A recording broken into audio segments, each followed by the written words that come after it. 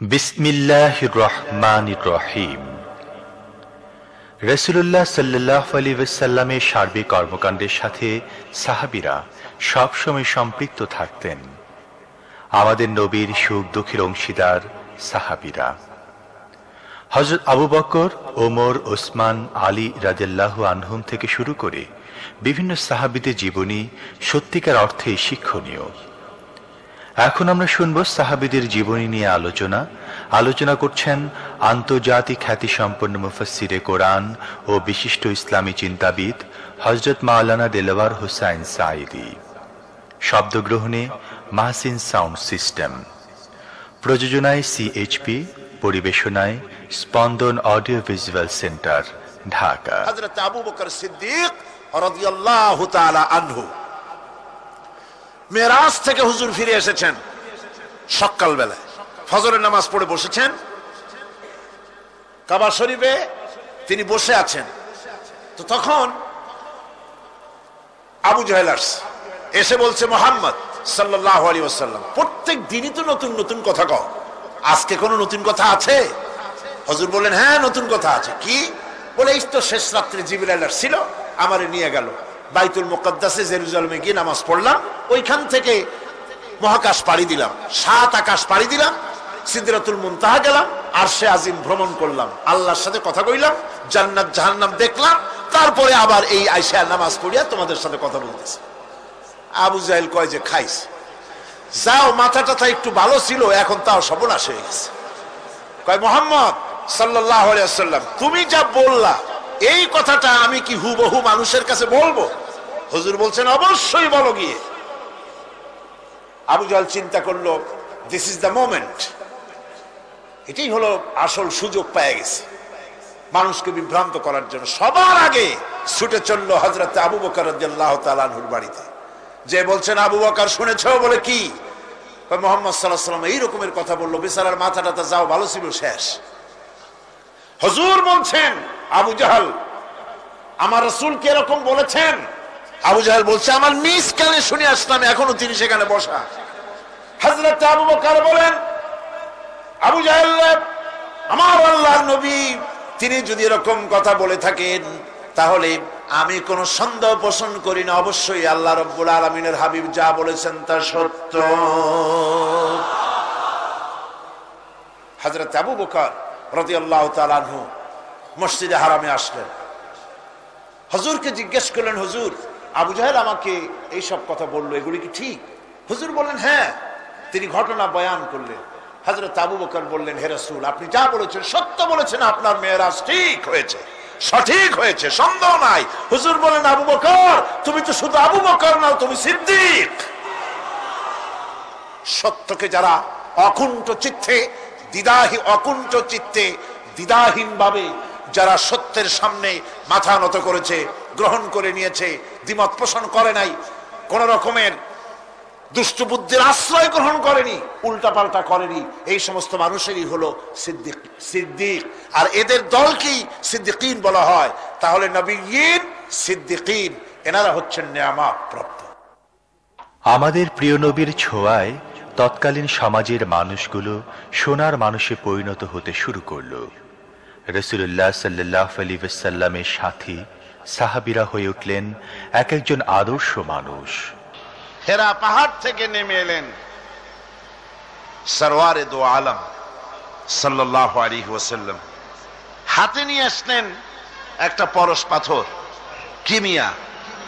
এমন পরশ পাথর নিয়ে এলেন যার ছোঁয়া লেগে, যার স্পর্শ লেগে লোহাগুলি সোনা হয়ে গেল। সুবহানাল্লাহ পড়েন, সুবহানাল্লাহ পড়েন। পরশ পাথরের খাসিয়ত হচ্ছে, পরশ পাথর যদি লোহায় লাগে, লোহা কি হয়ে যায়? স্বর্ণ হয়ে যায়।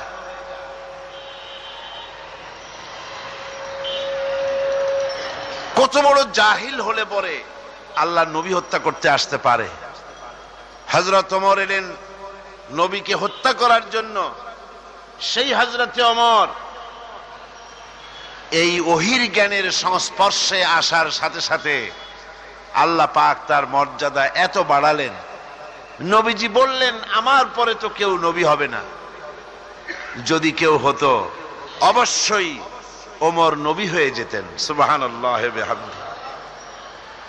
হযরত ওমরকে অধপতনের অতল তলদেশ থেকে মানবতার শীর্ষে, চরিত্রের শীর্ষে কে পৌঁছে দিল? এই ওহীর জ্ঞান এর পেছনে কাজ করেছিল, এ কোরআন কাজ করেছিল। বন্ধুগণ, আজ পৃথিবীর মানুষেরা কলেজে, বিশ্ববিদ্যালয়, মাদ্রাসায় সিলেবাসের অনেক বই পড়ে। সিলেবাসের এত বই পড়ার পর চরিত্র কি হল? মানুষকে কি দিতে পারলো? আপনারা আমাকে বলেন, বর্তমান শিক্ষা ব্যবস্থা, কলেজগুলি, বিশ্ববিদ্যালয়গুলি, পৃথিবীর যে কোনো বিশ্ববিদ্যালয়গুলি পৃথিবীর মানুষকে কি দিল? অধিকাংশ ক্ষেত্রে জনগণকে উপহার দিয়েছে সন্ত্রাস, দিয়েছে হাইজ্যাক, দিয়েছে লুটেরা, দিয়েছে ডাকাত, দিয়েছে জেনাকার, দিয়েছে মদখোর। সব যে তাই হয়েছে তা নয়, কিন্তু বেশিরভাগ ক্ষেত্রে শিক্ষাঙ্গন থেকে এগুলি উৎপাদন হচ্ছে। আর সাহাবায়ে কেরাম রিদওয়ানুল্লাহ তাআলা আলাইহিম আজমাইন, তাদের সিলেবাসে মাত্র কিতাব ছিল 2 খানা। তাদের সিলেবাসে কিতাব ছিল কয়খান? মাত্র 2 খানা কিতাব। এই 2 খানা কিতাবের, সিলেবাসের 2 খানা কিতাব দিয়ে বিশ্বের শ্রেষ্ঠ মানুষে তারা পরিণত হয়েছিলেন। তার একখানা ছিল কিতাবুল্লাহ, আল্লাহর কোরআন, আর একখানা ছিল কি? হাদিস, রাসূলের সুন্নাহ। সিলেবাসের মাত্র 2 খানা কিতাব পড়ার পর এই জাতির চরিত্র কোথা থেকে কোথায় চলে গেল। যারা ছিল চোর ডাকাত, তারা সম্পদের পাহারাদার হলো। যারা ছিল নারীর সতীত্বের জম, তারা নারীর সতীত্বের পাহারাদার হলো। যারা মানুষের রক্ত মাংস নিয়ে খেলা করত, তারা জনগণের রক্ত এবং সম্পদ, ইজ্জতের, নিরাপত্তার মুহাফেজ হয়ে গেল। শুধুমাত্র মানুষের নিরাপত্তা নয়, হযরত ওমর রাদিয়াল্লাহু তাআলা আনহু রাতে একাকী বের হয়ে যেতেন দুঃখী মানুষের খোঁজ খবর নেওয়ার জন্য। এই ছিল সাহাবীদের চরিত্র। মুসলিম জাহানের খলিফাতুল মুসলিমিন আমিরুল মুমিনিন হযরত ওমর রাদিয়াল্লাহু তাআলা আনহু, তিনি ঘুরতেছেন গভীর রাত্রে, ঘুরে ঘুরে এক জায়গায় গিয়ে দেখেন মরুভূমির ভিতরে কিছু তাঁবু, আর একটা তাঁবুর মধ্য থেকে কান্নার আওয়াজ আসতেছে। তাঁবুর কাছে চলে গিয়ে উকি মেরে দেখেন সেখানে কতগুলি বাচ্চা কান্দে, আর একটা মেয়ে লোক কি যেন রান্না করতেছে। ভিতরে ঢুকে তিনি বললেন, ও মহিলা, তুমি এত রাত্রে রান্না করে বাচ্চাদেরকে কেন কষ্ট দিতেছ? সকাল সকাল রান্না করে কেন খাওয়া নাই? ছেলেরা কাঁদতেছে। মহিলা বলে, আমাকে তুমি জালিম বলতে পারো না, অবিবেচক বলতে পারো না। তুমি তো জানো না আমাদের অবস্থা কি। আমরা মদিনার মানুষ নই, আমরা মদিনার বাইরের স্টেটের লোক। মদিনার সরকারের কাছ থেকে কিছু সাহায্য নিতে এসেছি, কিন্তু খলিফার কাছে ভিড়ের কারণে যেতে পারি নাই। 3-4 দিন পর্যন্ত এখানে পড়ে আছি, ঘরে খাবার নাই।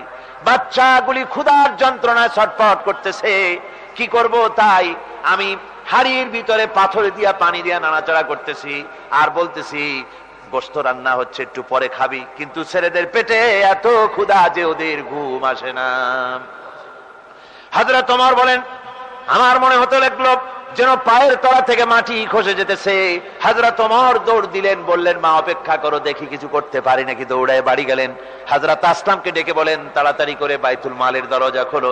বাইতুল মালের দরজা খোলা হলো, আর তার ভিতর থেকে তিনি বস্তা বের করে বললেন, এর মধ্যে আটা, তরি তরকারি ঢুকাও। ঢুকানো হলো। আটা বস্তার মুখ বেঁধে দিয়া হযরত ওমর বলেন, আসলাম, এবার এই আটার বস্তাটা আমি ওমরের মাথায় উঠাইয়া দাও। হযরত আসলাম বলেন, আমিরুল মুমিনিন, বোঝা বহন করার জন্য আমি তো খাদেম আছি, আপনি কেন বহন করবেন? হযরত ওমর বলেন, আসলাম রে, যে দৃশ্য দেখে এসেছি এই দৃশ্যের কারণে কিয়ামতে আল্লাহ পাক আমাকে আসামি বানাতে পারেন, সুতরাং আমার বোঝা আমার মাথায় উঠাইয়া দাও।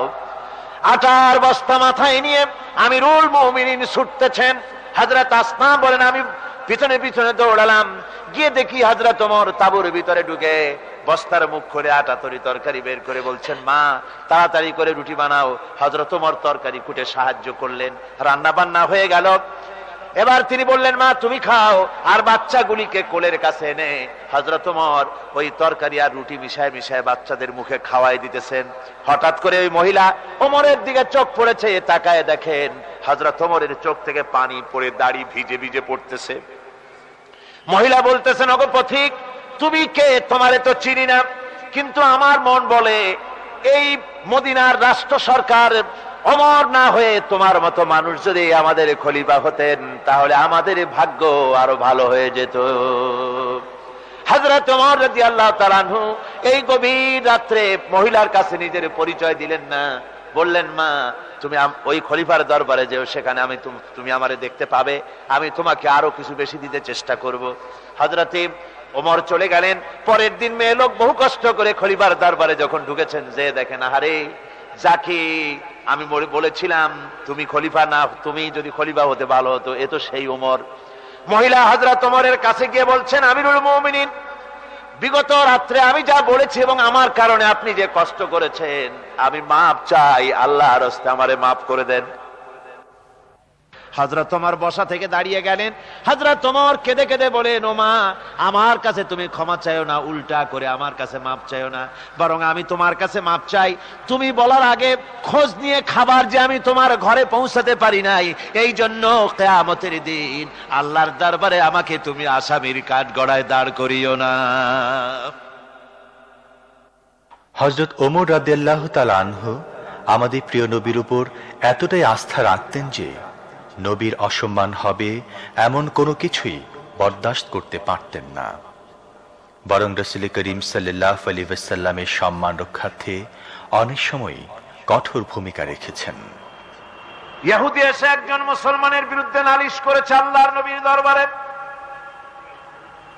নবীজি সাক্ষ্য প্রমাণ নিয়ে সবকিছু শুনে মিলে রায় দিলেন ইহুদির পক্ষে, মুসলমানের বিপক্ষে। কারে কয়? মিজান। নবী তো ইচ্ছা করলে তার নিজের দলের ওই মুসলমানদের পক্ষেই তো রায়টা দেওয়া স্বাভাবিক ছিল কিনা কন? বাপ হোক মা হোক দলের নেতা হোক, সব সময় নিজের স্বার্থের দিকে টানে, কথা ঠিক কিনা? স্বাভাবিকভাবে বোঝেন, চট্টগ্রাম শহরে সবচাইতে বড় সন্ত্রাসী ধরা পড়েছে। পুলিশ বহু পরিশ্রম করে খাগড়াছড়ি থেকে ঘাট ধরে নিয়ে আসছে। ঢাকা থেকে টেলিফোন আসছে, মন্ত্রী বাহাদুরের টেলিফোন। হ্যালো, কে? চিটাগংয়ের এসপি? বলে হ্যাঁ। কারে ধরছ? কয় বল্টু মিয়ারে। ছাড়ো মিয়া, আমার দলের লোক তুমি ঠিক পাও নাই? কয় স্যার অস্ত্র শুদ্ধ ধরছি। অস্ত্র শুদ্ধ ছেড়ে দে। এই জন্য পৃথিবীর সাধারণ মানুষের কাছে ইনসাফ পাওয়া যায় না। যায় আল্লাহ পাক বলেন, আমি নবীর কাছে মিজান দিয়েছি। সুবহানাল্লাহ। কেমন মিজান দিলাম? নবীজি বিচার করতেছেন, ইহুদির বক্তব্য শুনে মুসলমানের পক্ষে রায় না দিয়া রায়টা দিলেন ইহুদির পক্ষে। মুসলমান বেচারা অসন্তুষ্ট হয়ে গেলেন। তিনি চলে গেলেন হযরত ওমর রাদিয়াল্লাহু তাআলা আনহুর কাছে। কপাল কত খারাপ, তার কাছে গিয়ে বলছেন, আমিরুল মুমিনিন। তিনি তো তখন আমিরুল মুমিনিন হন নাই, যে বলছেন, ভাই ওমর, একটা বিচারের সানি করার জন্য আসছি। বলে, সানি আসছো আমার কাছে? পয়লা গেছিলা কার কাছে? গেছিলাম মুহাম্মদ সাল্লাল্লাহু আলাইহি ওয়াসাল্লামের কাছে। দেখেন অবস্থাটা। সবকিছু শুনে মিলে আমি মুসলমান, চান্দা দেই, জিহাদের পয়সা দেই, সাথে সাথে থাকি, জামাতে নামাজ পড়ি, জিহাদের ময়দানে যাই। বিচারটা আমার পক্ষে না হয়ে রাসূল ইহুদির পক্ষে রায় দিয়ে দিলেন, এটা একটা কথা হইল নাকি? আপনি বিচক্ষণ মানুষ, সবকিছু শুনে মিলে আপনি বিচারটার সানি করে দেন। হযরত ওমর বলেন, বাবাজি অপেক্ষা করো, আমি তোমার বিচারের সানি করতেছি, দাঁড়াও। হযরত ওমর ঘরের মধ্যে ঢুকলেন, তরবারি নিয়ে আসলেন, খাপের থেকে তরবারি বার করে হযরত ওমর বলেন, যেই ব্যক্তি আল্লাহর নবীর ফয়সালা করার পর তা মানতে পারে না, তার সানি করতে আসে, তার ফয়সালা তো এই রকম করে করে দিতে হয়। তরবারি মারলেন, গর্দান পড়ে গেল। এর নাম হচ্ছে মিজান। সাহাবীরা রাসূলুল্লাহ সাল্লাল্লাহু আলাইহি ওয়াসাল্লামকে কতটুকু বিশ্বাস করত, কতটুকু বা আস্থাশীল ছিল, আসুন একটি ঘটনার মাধ্যমে তা আমরা জানার চেষ্টা করি। সাহাবায়ে কেরাম রাসূলের চরিত্রের উপরে, তার কথাবার্তার উপরে, যাদের ভিতরে তিনি বেড়ে উঠেছেন, রাসূলের চরিত্রে তারা কোনো কলুষতা দেখতে পায়নি। সুবহানাল্লাহ পড়েন। একজন রাসূল পাক সাল্লাল্লাহু আলাইহি ওয়াসাল্লাম এক ইহুদির কাছ থেকে ধার করেছিলেন এবং নির্ধারিত তারিখে ধারের টাকা পরিশোধ করেছেন। ওই ইহুদি প্রতিমধ্যে একদিন রাসূলকে ধরে বলছেন, মুহাম্মদ সাল্লাল্লাহু আলাইহি ওয়াসাল্লাম, তুমি আমার কাছ থেকে যে টাকা নিয়েছিলে টাকাগুলি ফেরত দাও। উনি বলছেন, আমি তো টাকা তোমাকে ফেরত দিয়েছি। কয় না, আমি টাকা পাই নাই, টাকা ফেরত দাও। হুজুর বলছেন দিয়েছি, আর ও বলছে দাওনি। এমন সময় একজন সাহাবী এসেছেন, বলছেন, হুজুর এখানে কি হচ্ছে? হুজুর বলছেন, এই লোকটার কাছ থেকে আমি টাকা নিয়েছিলাম, টাকাটা ফেরত দিছি, তারপরেও সে আমার কাছে বলছে না আমি ফেরত দেইনি। সাহাবী বলছেন, হুজুর আমি জানি আপনি তাকে টাকা ফেরত দিয়েছেন। হুজুর বলছেন, তা কি করে হয়? আমি যখন টাকা গ্রহণ করি তখনও তুমি এখানে উপস্থিত ছিলে না, আর যখন আমি টাকা তাকে ফেরত দেই তখনও তুমি তা দেখোনি, তুমি কোনো সময় এর সাক্ষী ছিলে না, উপস্থিত ছিলে না। তুমি কি করে বলছো যে আমি তার টাকা ফেরত দিয়েছি? তুমি সাক্ষ্য, তুমি যে সাক্ষী তার প্রমাণ কি? কি করে তুমি তা বলছো? সাহাবী বলছেন, ইয়া রাসূলুল্লাহ, আমরা আল্লাহ রাব্বুল আলামিনকে চিনতাম না, অসংখ্য মূর্তি পূজা করতাম, আমাদের বাপ দাদারা 14 গোষ্ঠী মূর্তি পূজা করত। আপনি বলেছেন এই মূর্তি পূজা চলবে না, এক আল্লাহর গোলামি করো, তার দাসত্ব করো।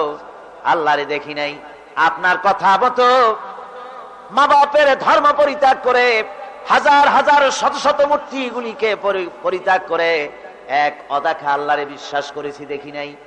আপনি বলেছেন ফেরেশতা আছে, দেখি নাই, বিশ্বাস করেছি। আপনি বলেছেন জাহান্নাম আছে, বেহেশত আছে, দেখি নাই, বিশ্বাস করেছি।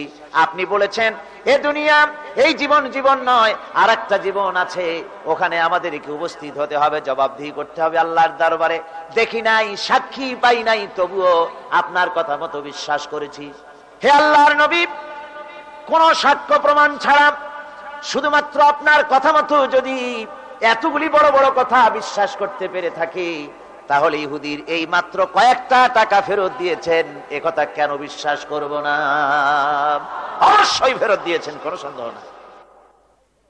রাহমাতুল লিল আলামিন নবী মুহাম্মদ রাসূলুল্লাহ সাল্লাল্লাহু আলাইহি ওয়াসাল্লামের জামাতা হযরত আলী রাদিয়াল্লাহু তাআলা আনহু, চরম বিপদের মুখেও যিনি অসীম সাহস আর ধৈর্যের পরিচয় দিয়েছেন। হিজরতের ঘটনায় যা আমরা দেখতে পাই, গভীর রজনীতে আল্লাহর নবী ঘুমিয়ে আছেন। গভীর রাত্রে মক্কা শরীফে হযরতে জিবরাইল এসে বলেন, আসসালামু আলাইকা ইয়া রাসূলুল্লাহ, ইন্নাল্লাহা ইয়াকরাউকা সালাম। হুজুর, আল্লাহ আপনাকে সালাম বলেছেন। আর আমি দেখে এলাম আপনার ঘরের চতুর্দিকে কাফেরেরা তরবারি নিয়ে দাঁড়ানো। মেহেরবানি করে আপনি ঘুমের থেকে জেগে হিজরত করে মদিনায় চলে যান। নবীজি ঘুমের থেকে জাগলেন, হযরত আলীকে ডেকে বলেন, আলী রে, আমার বিছানার উপরে আরাম করে ঘুমায় থাকো, শুয়ে থাকো, আল্লাহর অর্ডার হয়েছে, আমি মদিনার দিকে চললাম। আমার ভাইরা, হযরত শেরে খোদা আলী রাসূলের দিকে তাকিয়ে বলেন, ইয়া রাসূলুল্লাহ, আপনার বিছানায় আপনার চাদর, আপনার কম্বলখানা গায়ে দিয়ে আমি শুয়ে থাকবো।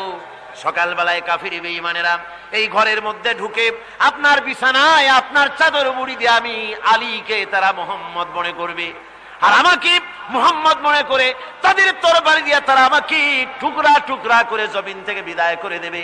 আমি আলীর দিলের মধ্যে কোনো দুঃখ কষ্ট থাকবে না, বরং আমার মনের মধ্যে এটাই তৃপ্তি হবে যে আমি আলীর জীবনের বিনিময়ে আল্লাহর নবী দুনিয়ায় বেঁচে আছেন।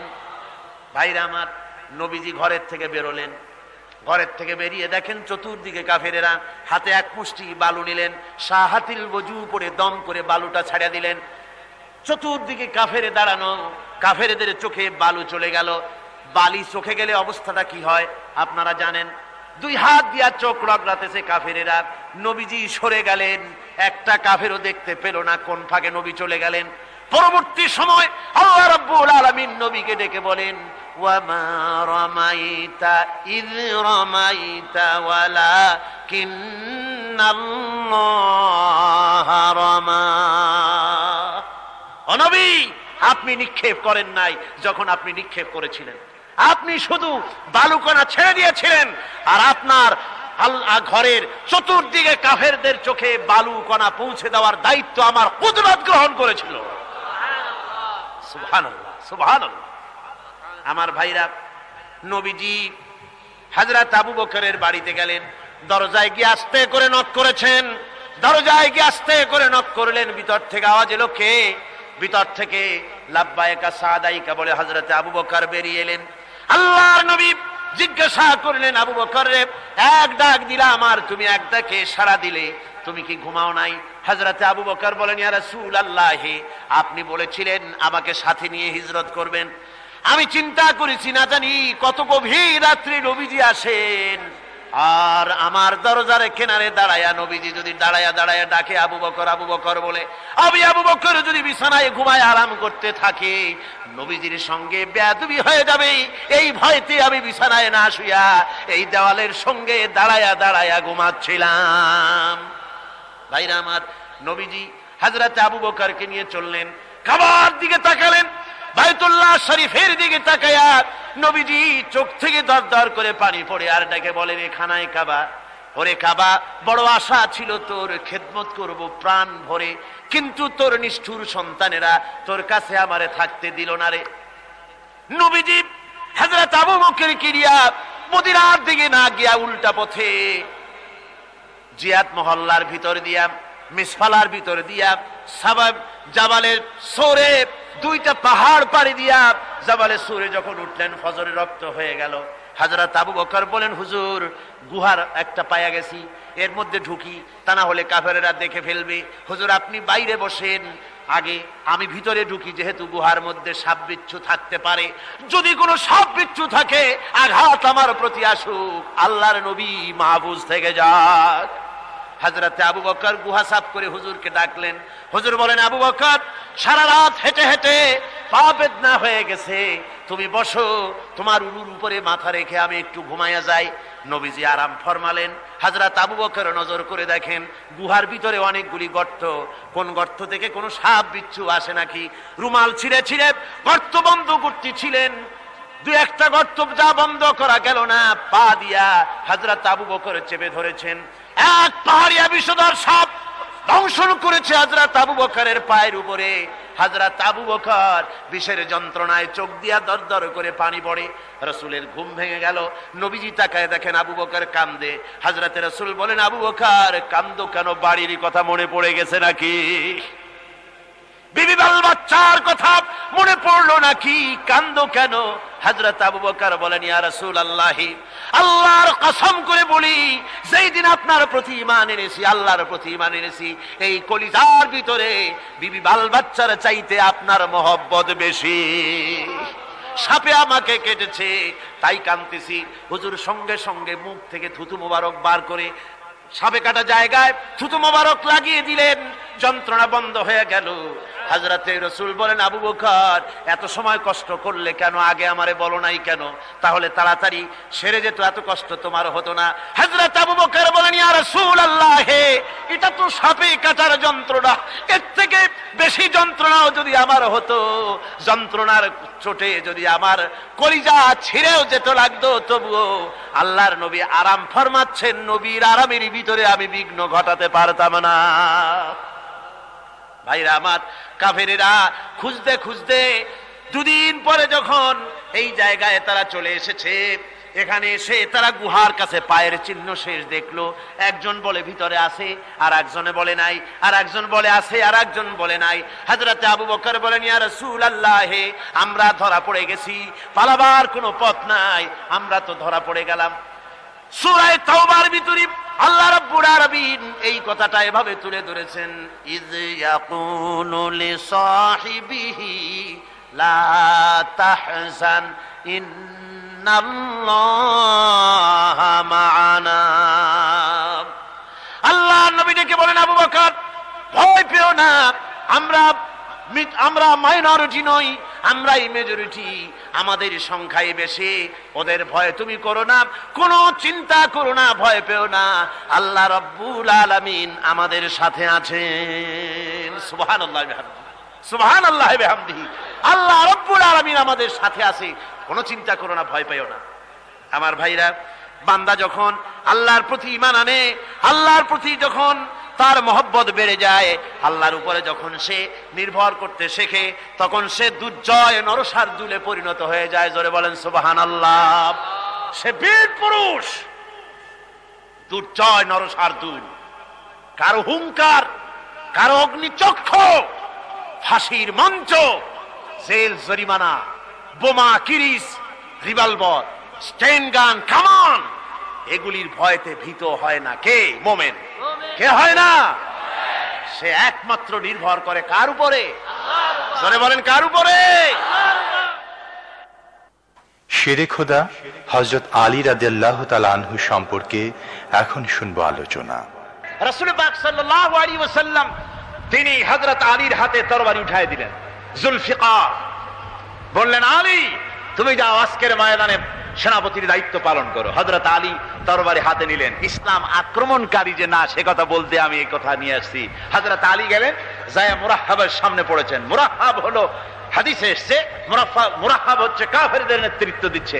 মুরাহহাব বলছে, আলী তোমাকে আমি কিন্তু ভালোবাসি, তুমি আসলে কেন? তোমার প্রতি আমার একটা সফট কর্নার আছে আমার অন্তঃকরণে।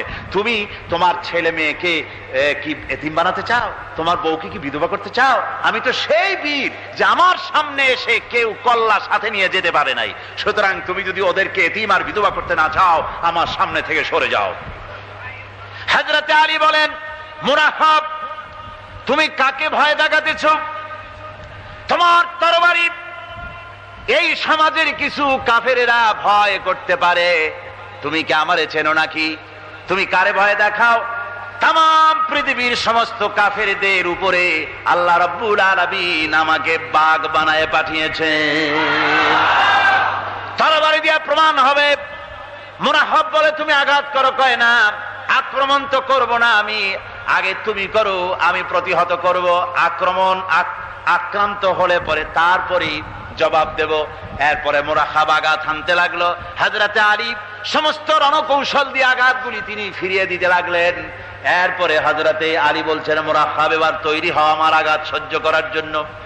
হযরতে আলী জুলফিকার তুলে আঘাত করলেন। এক আঘাতেই দেখা গেল মুরাহহাবের মাথা থেকে শুরু করে শরীর টুকরা হয়ে গিয়া হযরত আলীর তরবারির মুঠা পর্যন্ত মাটির ভিতরে গেড়ে গিয়েছে। খায়বারের দুর্গ দখল হয়ে গেল। পরের দিন আল্লাহর নবী বলেন, আলী শুনতে পেলাম তোমার ঢাল ভেঙে গিয়েছিল, তারপরে তুমি যুদ্ধ করলে কি দিয়ে? হযরত আলী বলেন, হুজুর কামুজ দুর্গের ওই কবাটটা, লোহার কবাটটা বাম হাতে নিয়া আর ডান হাতে তরবারি নিয়ে লড়াই করেছি। হুজুর বলেন, কি করে মানুষ কেমনে এত বড় দুর্গের লোহার কপাট হাতে নিয়ে যুদ্ধ করে? একটু দেখাও তো দেখি। হযরত আলী গতকালকের মতো বাম হাত দিয়া ধরেছেন, নাড়াতে পারেন না। এবার ডান হাত দিয়া ধরেছেন, নাড়াতে পারেন না। ডান আর বাম দুই হাত দিয়া সমস্ত শক্তি দিয়ে এমন জোরে টান মেরেছেন, প্রতিটি লোমকূপের গোড়া থেকে ঘাম বেরিয়ে এসেছে, এক চুলও নড়াতে পারেন নাই। হযরত আলীর মুখখানা মলিন হয়ে গেছে লজ্জায়। হযরত আলী রাদিয়াল্লাহু তাআলা আনহু লজ্জা পেয়ে গেছেন। রাসূল পাক সাল্লাল্লাহু আলাইহি ওয়াসাল্লাম বলেন, আলী লজ্জা পাওয়ার কোনো কারণ নাই, চিন্তা করার কোনো কারণ নাই। তোমার নিজস্ব শক্তি দিয়ে তুমি লড়াই করতে পারো নাই। এত বড় লোহার দরজা নিয়ে, কবাট নিয়ে মানুষ সেভাবে লড়াই করতে পারে না। আল্লাহ তার দ্বীনকে বিজয়ী করার জন্য তোমার ভিতরে আল্লাহ রাব্বুল আলামিন ক্ষমতা দিয়েছিলেন। জোরে বলেন সুবহানাল্লাহ। আল্লাহ রাব্বুল আলামিন এই জিহাদের ময়দানে যখন মানুষ আসে, আল্লাহ তাদের উপরে মদদ দান করেন।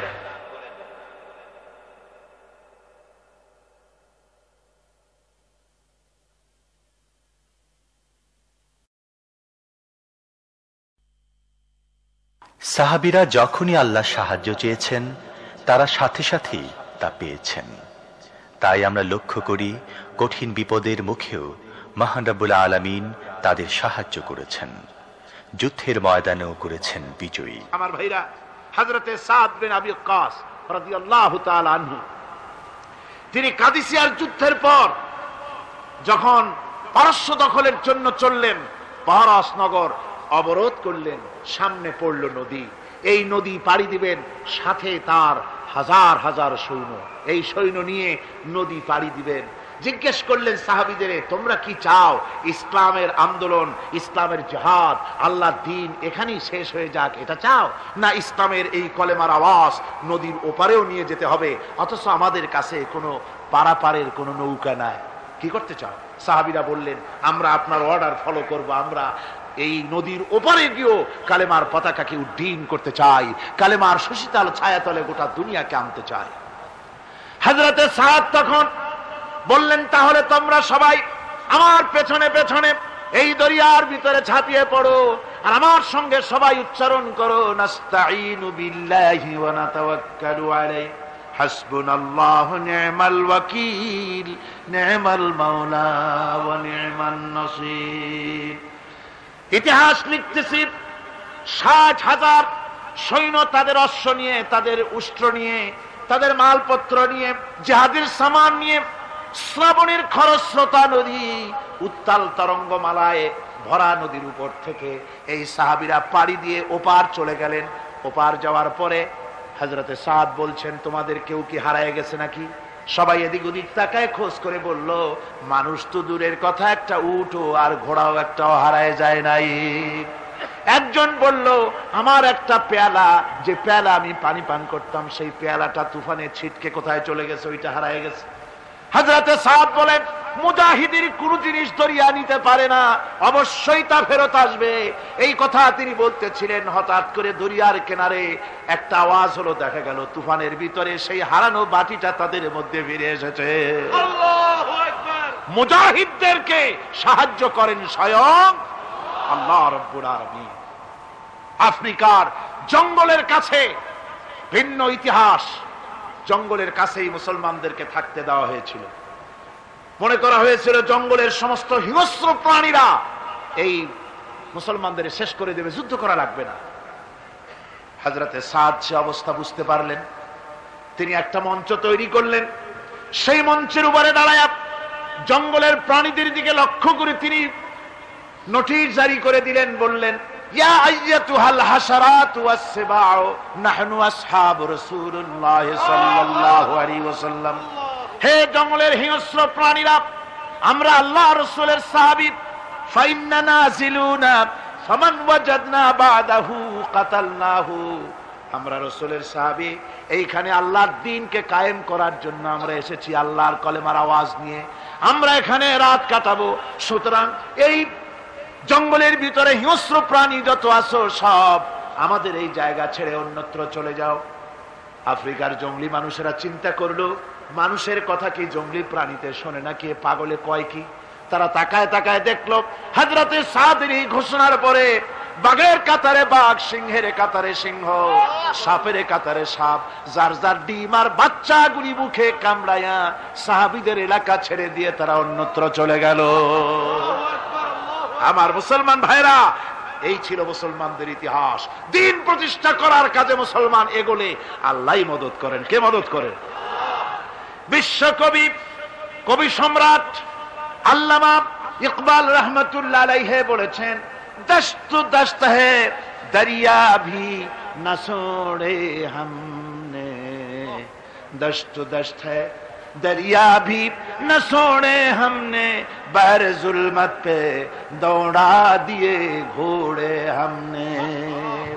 আমরা সেই মুসলমান, প্রান্তর তো প্রান্তর, আমরা দরিয়ার খরস্রোতা উত্তাল তরঙ্গের উপর থেকে ঘোড়া দাবড়িয়ে আফ্রিকার ভূখণ্ডে কালেমার পতাকা আমরা উড্ডীন করেছি। আমরা সেই মুসলমান।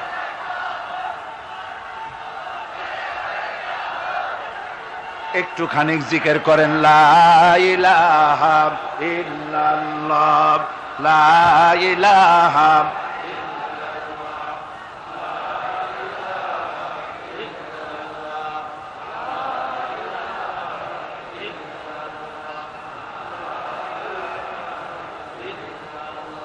লা ইলাহা ইল্লাল্লাহু মুহাম্মাদুর রাসূলুল্লাহ। সমুদ্রের ঢেউকে, দাজলা নদীর ঢেউকে আল্লামা ইকবাল স্মরণ করায় দিচ্ছেন, ও দরিয়ার ঢেউ, ऐ मौज जजला तू भी पहचानती है हमको, अब तक है तेरा दरिया अफसाना हमारा। হে টাইগ্রিসের উত্তাল তরঙ্গমালা, নিশ্চয়ই তোমার ভুলে যাওয়ার কথা নয় যে তোমার উপর থেকেই আমরা দরিয়া পার হয়ে উপরে গিয়ে কালেমার পতাকা উড্ডীন করেছিলাম। আমরা সেই মুসলমান, আজ ইসলামী চেতনা হারায়া আমরা আজকে দুনিয়ার মধ্যে সবচাইতে লাঞ্ছিত, পদদলিত, হেয় প্রতিপন্ন জাতিতে পরিণত হয়েছি। আমার ভাইরা, মহাকবি, বিশ্বকবি, কবি সম্রাট আল্লামা ইকবাল রহমতুল্লাহ আলাইহি সুন্দর করে বলেছেন, মুসলমানদেরকে লক্ষ্য করে বলেছেন, ঘোষণা করো, বাতিলদেরকে জানায়া দাও, আমরা মাথা নত করার জাতি নই। আমরা মাথা নত করার জাতি? ভারত আজ আমাদের দিকে চোখ রাঙায়, ভারত চোখ রাঙায় তাকায় আমাদের দিকে, দুনিয়ার অনেকেই আমাদের দিকে চোখ রাঙায়। বিশ্বকবি আল্লামা ইকবাল বলেছেন, বাতিল সে দবনে ওয়ালে আয়ে আসমান নেহি হাম, बातिल से दबने वाले आए आसमां नहीं हम, सो बर कर चुका है तू इम्तिहान हमारा। বাতিলের সামনে মাথা নত করার জাতি আমরা নই। ওই আকাশ সাক্ষী, ওই জমিন সাক্ষী। অসীম দয়াময়, অনন্ত দাতা মহান আল্লাহ রাব্বুল আলামিন বান্দা যখন গুনাহ করে তার কাছে ফিরে আসে, মাফ চায়, তওবা করে, তখন আল্লাহ ক্ষমা করে দেন। ইবনে জারীর তাবারীর একটি বর্ণনা এসেছে, হযরত আবু হুরায়রা রাদিয়াল্লাহু তাআলা আনহু তিনি বলছেন যে আমি ইশার নামাজ পড়ে মসজিদে নববী থেকে ইশার নামাজ পড়ে ঘরে আসতেছিলাম। ঘরে আসার সময় দেখি আমার দরজার কাছে একজন মহিলা দাঁড়ান। সে আমাকে সালাম বলল, আমি তাকে তার সালামের জবাব দিয়ে ঘরের মধ্যে প্রবেশ করলাম। কিছুক্ষণ পরে মহিলা দরজায় নক করলেন। আমি দরজা খুলে জিজ্ঞেস করলাম, কি চাও? তিনি বললেন যে আমি শয়তানের ওয়াসওয়াসায় পড়ে জিনা করেছি এবং এই জিনা করার পর আমি গর্ভবতী হয়েছি, এরপরে একটা সন্তান হয়েছে, আমি সেই সন্তানকেও মেরে ফেলে দিয়েছি। এখন আমার বাঁচার পথ কি? আমার এখন এই গুনাহ মাফ হওয়ার পথ কি? হযরত আবু হুরায়রা রাদিয়াল্লাহু তাআলা আনহু বলছেন যে অসম্ভব, তোমার এই গুনাহ মাফ হবে না। মহিলা তখন যাওয়ার সময় কাঁদতে কাঁদতে কপালে আঘাত করতে করতে যাচ্ছিল যে আরে শরীরের এই রূপ, এই যৌবন, এই সৌন্দর্য কি তৈরি হয়েছিল জাহান্নামের আগুনে জ্বলার জন্য? এইভাবে করে চিৎকার দিতে দিতে মহিলা যাচ্ছিল। হযরত আবু হুরায়রা বলেন, আমি সকালবেলায় আল্লাহ রাসূলের সঙ্গে ফজরের নামাজ আদায় করে আল্লাহ নবীকে ঘটনা শোনালাম। বললাম, হে রাসূল, আমি তো মহিলাকে এইরকম জবাব দিয়েছি। হযরত আবু হুরায়রা দৌড়ে গেলেন, বললেন, আমি ছুটতে লাগলাম, এমন ভুল আমি কথা বলেছি। মহিলা তো হতাশ হয়ে গিয়েছে। তিনি খুঁজতে খুঁজতে মহিলাকে পেয়ে গেলেন, যে বললেন, ও মহিলা, আল্লাহর হাবিব তোমার সম্পর্কে এই কথা বলেছেন, তুমি যদি তওবা করো আল্লাহ রাব্বুল আলামিন তোমাকে মাফ করে দিবেন, আর তোমার দোষ ত্রুটিগুলির বিনিময় আল্লাহ তোমাকে নেক দিয়ে বদলায় দিবেন, তোমাকে আল্লাহ মাফ করবেন। মহিলা শোনা মাত্র আল্লাহু আকবার বলে চিৎকার মেরে সেজদায় পড়ে গেলেন। তিনি প্রাণ ভরে কাঁদলেন আর বললেন, আল্লাহ তোমার দরবারে শুকরিয়া আদায় করি যে আমার মতো গুনাহগারের জন্য তুমি যে তওবার দরজা খোলা রেখেছো। তিনি তার নিজের দাসীকে এবং তার বাচ্চাকে, কৃত দাসীকে আল্লাহ শকরার্থে মুক্ত করে দিলেন। আমার ভাইয়েরা, এভাবে করে যারা নাকি আল্লাহর দরবারে যারা এভাবে মাপ চায়, আল্লাহ পাক তাদেরকে মাফ করে দিবেন। তওবা করার জন্য রব্বুল আলামিন পথ খুলে রেখে দিয়েছেন। আবার অন্য হাদিসে এসেছে হযরতে রাসূল পাক সাল্লাল্লাহু আলাইহি ওয়াসাল্লামের কাছে এক বৃদ্ধ এসে বলেছিলেন, হে আল্লাহর নবী, আমি যত গুনাহ করেছি সমস্ত গুনাহ যদি দুনিয়ার মানুষেরকে ভাগ করে দেওয়া হয় তাহলে একযোগে সব মানুষকে তা ডুবাইয়া ছাড়বে, এত গুনাহ আমি করেছি। এমন কোন গুনাহ নাই যে আমি করি নাই। হে আল্লাহর রাসূল, আমার এই গুনাহ মাফ হবে নাকি? আল্লাহর নবী বলেন, তুমি কি মুসলমান হয়েছো?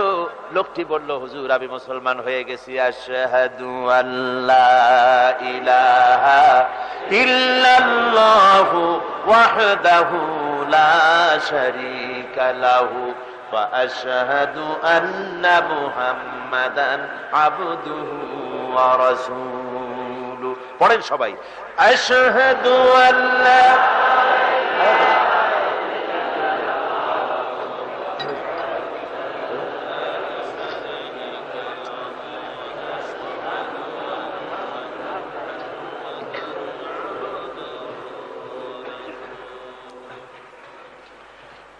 ওই লোকটি যখন কলেমা পড়লেন, বললেন আমি মুসলমান হয়েছি। আল্লাহ নবী বলেন, শোনো আল্লাহর বান্দা, তুমি যখন কলেমা পড়েছো তোমার পেছনের তামাম জিন্দেগীর সমস্ত গুনাহ খাতা আল্লাহ রব্বুল আলামিন মাফ করে দিয়েছেন। শুধু মাফ করেন নাই, আরো কি করেছেন? ওয়ায়ুবাদদিলুল্লাহু সাইয়্যাতিহিম হাসানাত। দোষ ত্রুটি তোমার যা আছে, যে ব্যক্তি তওবা করে আল্লাহর পথে চলে, নেক আমল করে, পেছনের জীবনের দোষ ত্রুটি যা করেছেন সবগুলির বদলে আল্লাহ রব্বুল আলামিন নেকি লিখে দিবেন। জোরে বলেন সুবহানাল্লাহ। তার মানে কি?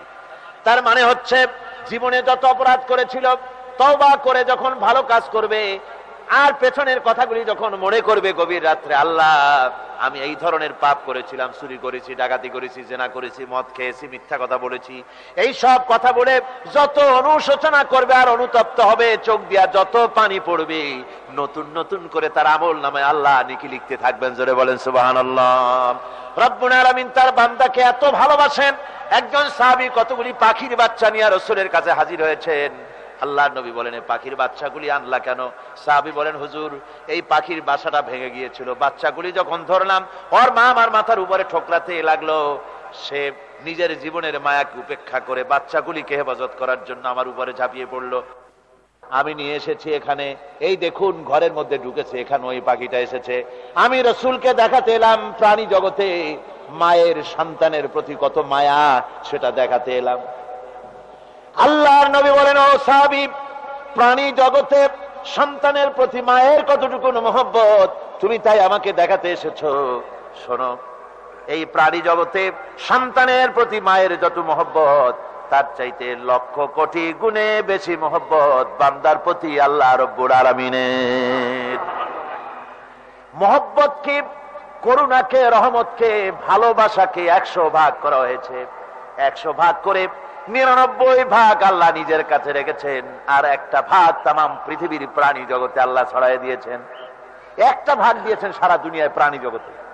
সেই একটা ভাগে এই শত সহস্র কোটি প্রাণীর মধ্যে যেটুকুন আমরা পাইছি, এতটুকুন মহব্বতে সন্তানের জন্য কলিজায়, সন্তানের কোনো অকল্যাণ হলে কলিজায় পানি থাকে না, সন্তানের কোনো অসুবিধা হলে বা মা বাপের কষ্ট হলে বা কারো কোনো কষ্ট হলে আমরা এই ধরনের আমাদের অবস্থা সৃষ্টি হয়ে যায়। এক ভাগ তামাম পৃথিবীর সমস্ত প্রাণী জগতে ছড়ায় দেওয়ার পর আমাদের অবস্থা যদি এই হয়, তাহলে 99 ভাগ রহমত যার কাছে, বান্দার প্রতি তার মহব্বত কতখানি। আমার বন্ধুগণ,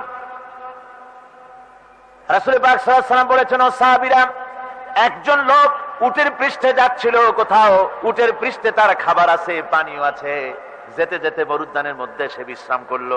ঘুমের থেকে জেগে দেখে উট নাই, খাবার নাই, পানিও নাই। বড় লোকটা কেমন পেরেশান হয়। সাহাবীরা বলেন, হুজুর উট হচ্ছে মরুভূমির জাহাজ, উট হারায় গেছে, টাকা পয়সা যা ছিল, খাদ্য খাবার ছিল, সব চলে গেছে, এর থেকে পেরেশানি তো আর কিছুই হয় না। হুজুর বলেন, লোকটা খানিকক্ষণ চিন্তা ভাবনা করতে করতে কিছুক্ষণ পর দেখলো উট ফিরে এসেছে, সমস্ত টাকা তার ওই খাদ্য আর পানিও নিয়ে হাজির হয়ে গেছে। বলো কেমন খুশি হয়? হুজুর, হযরত সাহাবীরা বলেন, হুজুর এর থেকে খুশি আর কি হতে পারে, লোকটার দিল তো ভরে যাবে। আল্লাহর নবী বলেন, ওগো সাহাবীরা, কোন বান্দা যদি আল্লাহ থেকে নাফরমান হয়ে যায়, নামাজ ছেড়ে দেয়, জিনা ব্যভিচার বদমাশি নাফরমানিতে যদি যখন লিপ্ত হয়ে যায়, উঠারা ব্যক্তি উট পাওয়ার জন্য যেমন পেরেশানি বোধ করে, আল্লাহ রাব্বুল আলামিন তার ওই নাফরমান বান্দার জন্য আল্লাহ রাব্বুল আলামিন ফিরে আসার জন্য আল্লাহ রাব্বুল আলামিন চান। বান্দা যখন নাফরমান বান্দা নিজের গুনাহ বুঝতে পেরে যখন সেজদায় পড়ে গিয়া কান্দে, রব্বুল আলামিন আমার গুনাহ মাফ করে দাও, এইভাবে যখন কাঁদতে থাকে, রব্বুল আলামিন আল্লাহর হাবিব বলেন উঠারা ব্যক্তি উঠ পেরে পড়ে, ওই ব্যক্তি যত খুশি হন। কোন নাফরমান বান্দা যখন সেজদায় পড়ে যায়, আল্লাহ রাব্বুল আলামিন এর চাইতে লক্ষ কোটি গুণে বেশি খুশি হয়ে যান। কোরআনের আয়াত শুনে কাফেররা বারবার বিস্মিত হয়েছে, যেমন বিস্মিত হয়েছিলেন হযরত ওমর রাদিয়াল্লাহু তাআলা আনহু ইসলাম গ্রহণ করার পূর্বে। এভাবেই অনেকে শুধুমাত্র কোরআন শুনে ইসলামের দাওয়াত কবুল করেছিলেন।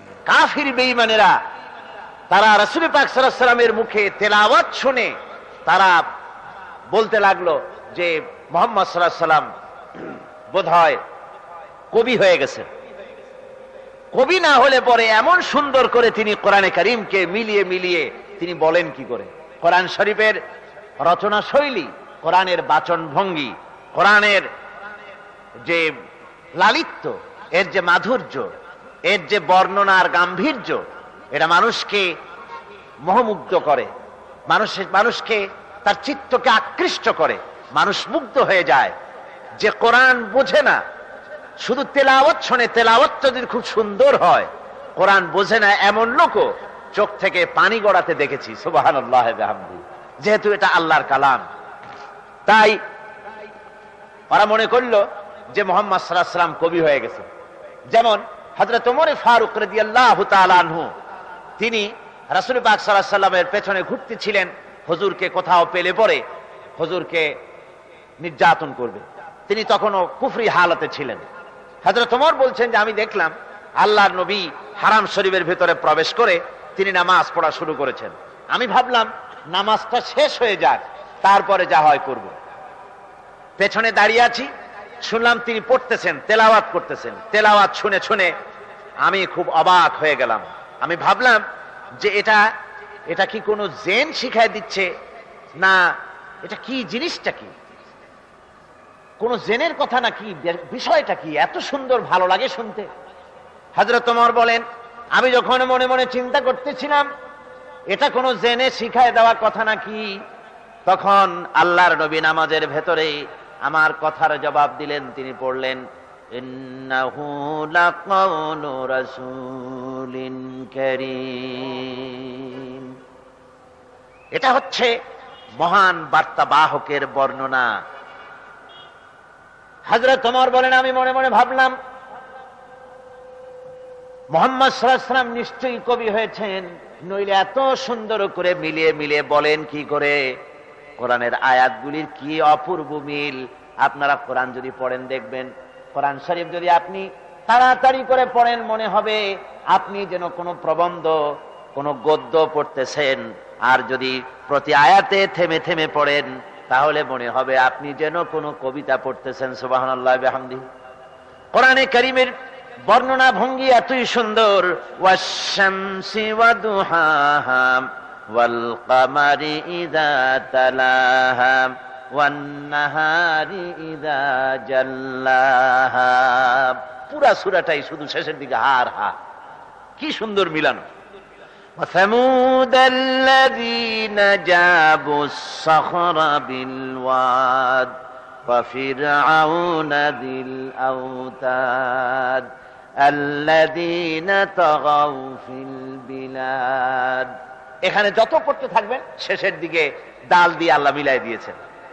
আবার وجوه يومئذ ناعمة لسعيها راضية। এখানে যতই আপনি সামনের দিকে অগ্রসর হতে থাকবেন ততই এইভাবে অপূর্ব মিল। আর রহমান আল্লামাল কুরআন খালাকাল ইনসান আল্লামাহুল বায়ান। পড়েন আর রহমান আল্লামাল কুরআন খালাকাল ইনসান আল্লামাহুল বায়ান। কোরআনে কারীম যত পড়বেন এত মজা, এত মধুর, পৃথিবীতে আর কোথাও খুঁজে পাওয়া যাবে না। জোরে বলেন সুবহানাল্লাহ। হযরত আবু হুরায়রা রাদিয়াল্লাহু তাআলা আনহু অত্যন্ত পেরেশান, কেননা তার মা ইসলাম কবুল করেননি। ছুটে আসলেন প্রিয় নবীর কাছে। আবু হুরায়রা জানেন রাসূলুল্লাহ সাল্লাল্লাহু আলাইহি ওয়াসাল্লাম আল্লাহর দরবারে তার মায়ের জন্য হাত তুললে তা বিফলে যাবে না। হাদিস শরীফে এসেছে হযরত আবু হুরায়রা রাদিয়াল্লাহু তাআলা আনহু একবার রাসূল করিম সাল্লাল্লাহু আলাইহি ওয়াসাল্লামের দরবারে কাঁদতেছিলেন। হুজুর জিজ্ঞেস করলেন, আবু হুরায়রা তুমি কাঁদো কেন? হযরত আবু হুরায়রা বলেন, হুজুর আমার মা আমাকে মেরেছে, আমি সেই জন্য কাঁদতেছি। হুজুর বলেন, মা তোমাকে মারলো কেন? কোনো বেয়াদবি করেছো নাকি? তিনি বললেন, না কোনো বেয়াদবি করি নাই, তবে মারলো কেন? হযরত আবু হুরায়রা বলেন, হুজুর আমার মা হচ্ছেন মুশরিকা, আমার মা কাফের। আমি অনেক রাত হয়েছিল বাড়ি ফিরতে, আমার মা জিজ্ঞেস করলো এত রাত কোথায় ছিলি? আমি বললাম, মা তামাম পৃথিবী যে কদম মোবারক চুমতে পারলে নিজেকে ধন্য মনে করে, আমি সেই রাসূলের দরবারে ছিলাম, আসতে দেরি হয়ে গেছে। ইয়া রাসূলুল্লাহ, আপনার নাম শোনা মাত্র আমার মায়ের গায়ে আগুন জ্বলে গেল। সহ্য করতে না পেরে আমাকে মায়ের আরম্ভ করে দিল। বলল, আবু হুরায়রা হয় আমার বাড়ি ছাড়বি, না হয় মুহাম্মদ সাল্লাল্লাহু আলাইহি ওয়াসাল্লামের ঘর ছাড়বি, কোনটা করবি কর। আমি বললাম, মা তোমার গায়ে যত শক্তি আছে সমস্ত শক্তি দিয়ে তুমি আমাকে প্রহার করো, আমি তামাম তোমার বাড়িটা সুদ্ধা তামাম দুনিয়া ছেড়ে দিতে পারি, কিন্তু রাসূল পাক সাল্লাল্লাহু আলাইহি ওয়াসাল্লামের কদম মোবারক ছাড়তে পারি না। ভাইরা আমার, হযরতে আবু হুরায়রা কাঁদতেছেন। আল্লাহর নবী বলেন, তুমি কাঁদো কেন? তোমার মা তোমাকে মেরেছেন, আমি এখানে কি করব? এখানে তো আমি কোনো দখল আন্দাজ করতে পারি না, আমি কি করতে পারি? এখানে ইন্টারফেয়ার তো আমি করতে পারি না, মা তোমারে মেরেছে। হযরত আবু হুরায়রা বলেন, ইয়া রাসূলুল্লাহ, মায়ের বিরুদ্ধে কোনো নালিশ করার জন্য আপনার কাছে আমি আসি নাই। বলে, কেন এসেছো? হযরত আবু হুরায়রা বলেন, হুজুর এসেছি এই জন্য, আমি জানি আপনি যদি আল্লাহর দরবারে কোনো ব্যাপারে দোয়া করেন আল্লাহ রাব্বুল আলামিন তা মঞ্জুর করে নেন। আপনি মেহেরবানি করে আমার মায়ের হেদায়েতের জন্য আল্লাহর কাছে দোয়া করুন। হুজুর সাল্লাল্লাহু আলাইহি ওয়াসাল্লাম দুহাত উঁচু করলেন, বললেন, আল্লাহুম্মা ইহদি উম্মা আবি হুরায়রা, আয় আল্লাহ আবু হুরায়রার মাকে তুমি হেদায়েত নসিব করে দাও। এই দোয়া রাসূল করতেছেন। হুজুরকে দোয়ার মধ্যে ফেলে রেখে আবু হুরায়রা দৌড় আরম্ভ করেছে বাড়ির দিকে। পেছন থেকে কয়েকজন সাহাবী তারা দৌড়ে গেল। আবু হুরায়রা দৌড়ায় কেন? এত ভদ্র মানুষ, কোন সময় কারো সাথে রাগারাগি করে না, দৌড়ায় কেন? নিশ্চয়ই কোনো বিপদ বুঝি হয়ে গিয়েছে, পিছন থেকে জামা টেনে ধরেছে। কি হয়েছে, দৌড়াও কেন? হযরত আবু হুরায়রা বলেন, আমার জামা ছেড়ে দাও, আমাকে দৌড়াতে দাও। আমি দৌড়াইয়া বাড়ি পৌঁছে গিয়ে দেখতে চাই আমি আগে দৌড়ে বাড়িতে গেলাম না নবীজির দোয়া আমার আগে আমার বাড়ি পৌঁছে গেল। কোনটা হলো আমি সেটা দেখতে চাই। হযরত আবু হুরায়রা দৌড়াতে দৌড়াতে ঘরের কাছে গিয়ে নক করেছে। ভিতর থেকে আওয়াজ এলো, কে? কিছুক্ষণ পর মা আমার বেরোলেন, মাথার চুল দিয়া পানি পড়তেছে, বুড়া মানুষ। মা আমার কাছে এসে বলল, বাবা তোমাকে মারার পর আমি বড় অনুতপ্ত হয়েছি, মনে মনে অনুশোচনা করেছি, আরে আমার ছেলে তো কোনো খারাপ জায়গায় যায় নাই, কোনো খারাপ মানুষের কাছে যায় নাই, মারলাম কেন? বড় অনুতপ্ত হয়ে গেছি আমি। এই অনুশোচনা করে আমি এই মাত্র গোসল করেছি, আমাকে নিয়ে চলো তুমি বিশ্ব নবী রাসূলুল্লাহর দরবারে। কিয়ামতের দিন খুব কঠিন হবে। সেদিন মহান রব্বুল আলামিন কার সাথে কি আচরণ করবেন তা কেউ বলতে পারে না। কোনো পরিচয় সেদিন কাজে লাগবে না। আমাদের প্রিয় নবী সেই কঠিন বিচারের দিন সম্পর্কে সাহাবীদের বরাবর হুঁশিয়ার করেছেন, সতর্ক করেছেন তার উম্মতদের। লান তানফাকুম আরহামুকুম ওয়ালা আওলাদুকুম ইয়াউমাল কিয়ামাহ। লান তানফাকুম, কিয়ামতের দিন কোনো ফায়দা হবে না, অবশ্যই কোনো ফায়দা হবে না, কোনো উপকারে আসবে না। কিয়ামতের দিন তোমার সন্তান, তোমার স্ত্রী, তোমার মাল, তোমার সম্পদ কোন উপকারে আসবে না। কিয়ামতের ময়দানে সেদিন সব তোমার সাথে বিচ্ছেদ করবে, সব পালায় যাবে। সেখানে উৎকোষেরও কোনো কারবার নাই যে ঘুষ টুস দিয়া ফেরেশতাদের কোন রকম বুঝবাজ দিয়া আলাদা কোন সোরাগলি পথ দিয়া একেবারে ফুট করে ভেসতে চলে যাবেন, এমন কোন সুযোগ নাই। অনেকে বলে হুজুর এমন কিছু দোয়া শিখায় দেন যাতে ওই সব জেহাদ বোমা এগুলি খুব ভয় পাই, ওসব রাস্তা টাস্তা না, খুব সহজে কিছু দোয়া দুরূদ করিয়া আস্তে করে জান্নাতে চলে যাওয়া যায়, এরকম একটা দোয়া, এরকম একটা পথ বলে দেন। আমি বলি ভাই এরকমের কোন সোরাগলি আমার রাসূল আবিষ্কার করতে পারেন নাই, আল্লাহর পয়গম্বরের ওই ধরনের কোন পথ আবিষ্কার করতে পারেন নাই। সেখানে কিয়ামতের দিন কাউকে উৎকোচ গ্রহণ করার কেউ নাই, উৎকোচ দেওয়া যাবে না। আর উৎকোচ দিবি না বা কি, আপনার কাছে কিছু নাইও, থাকলেও নেওয়ার কেউ নাই। এই দুনিয়ায় ফাঁকিবাজি করে বহুত কিছু করা যায়, কিন্তু কিয়ামতের মাঠে এগুলি কিছুই চলবে না। اليوم لا ينفع مال ولا بنون। কিয়ামতের দিন ধন সন্তান সন্ততি আর সম্পদ কোনো কাজে লাগবে না। সেদিন শুধু আমল যদি ভালো হয় কাজে লাগবে, আমল খারাপ হবে সব শেষ হয়ে যাবে।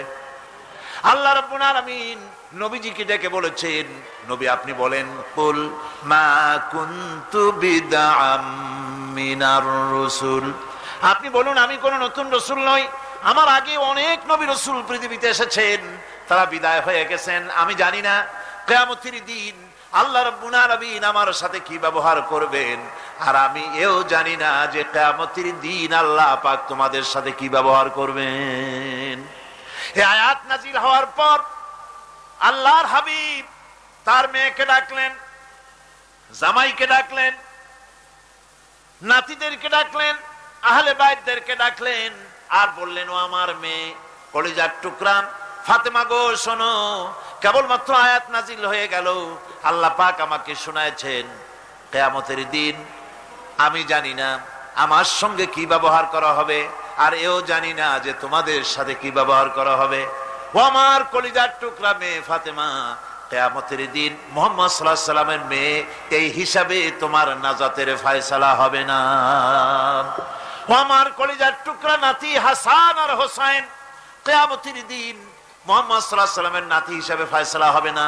ও আমার জামাই হযরতে আলী, কিয়ামতের দিন আমার জামাই হিসাবে নাজাতের ফয়সালা হবে না। আমল যদি ভালো হয় ফয়সালা ভালো হবে, জান্নাতে চলে যাবে। আমল যদি খারাপ হয় কার নাতি কার জামাই দেখা হবে না। সুবহানাল্লাহ, কঠিন কিয়ামতের মাঠ। এই পরকালের বিশ্বাস যদি কলজার মধ্যে ঢোকে মানুষ ভালো হয়ে যাবে। কোন সুবহানাল্লাহ, আল্লাহুম্মা আমিন। ربنا ظلمنا أنفسنا وإن لم تغفر لنا وترحمنا لنكونن من الخاسرين سبحانك اللهم وبحمدك ونستغفرك ونتوب إليك ونشهد أن لا إله إلا الله وحده لا شريك له ونشهد أن محمدا عبده ورسوله اللهم اجعلنا من التوابين اللهم اجعلنا من المتطهرين اللهم اجعلنا من عبادك الصالحين اللهم اجعلنا من الذين لا خوف عليهم ولا هم يحزنون। আয় আল্লাহ রাব্বুল আলামিন, শীতের এই রাতে গভীর রাত পর্যন্ত তোমার বান্দা বান্দিরা কোরআনে কারীমের মাহফিলে হাজিরা দিয়েছে। আয় আল্লাহ, কোরআনে কারীমের বরকতে জাহান্নামের আগুন আমাদের জন্য হারাম বানায়া দাও রব্বুল আলামিন। আমাদের মধ্য থেকে আমরা যারা মা বাপ হারাইছি, মা বাপ যাদের বিদায় হয়ে গেছে, মা বাপের কবরগুলিকে জান্নাতের টুকরা বানায়া দাও। রব্বিরহামহুমা কামা রব্বায়ানি সগীরা। আয় আল্লাহ তাআলা, অনেকে দোয়া চেয়েছেন, যিনি যে উদ্দেশ্যে দোয়া চেয়েছেন নেক উদ্দেশ্য আল্লাহ তুমি পূরণ করে দাও। আল্লাহুম্মা জিদনা ওয়ালা তানকুসনা ওয়া আকরিমনা ওয়ালা তুহিন্না ওয়া আ'তিনা ওয়ালা তাহরিমনা ওয়া আথিরনা ওয়ালা তুসির আলাইনা ওয়া আরদিনা ওয়ারদ আন্না ইয়া কারীম। আল্লাহুম্মা লা তাদা লানা যামবান ইল্লা গফারতা ওয়ালা আইবান ইল্লা সাতারতা ওয়ালা হাম্মান ইল্লা ফাররাজতা ওয়ালা দাইনান ইল্লা কাযাইতা ওয়ালা মারিদান ইল্লা শাফাইতা ওয়ালা হাজাতাম মিন হাওয়াইজিদ দুনিয়া ওয়াল আখিরা ইল্লা কাযাইতাহা ইয়া রাব্বাল আলামিন। ربنا تقبل منا إنك أنت السميع العليم وتب علينا إنك أنت التواب الرحيم سبحان ربك رب العزة عما يصفون وسلام على المرسلين الحمد لله رب العالمين واجعل آخر كلمة عند الموت لا إله إلا الله محمد رسول الله। السلام عليكم।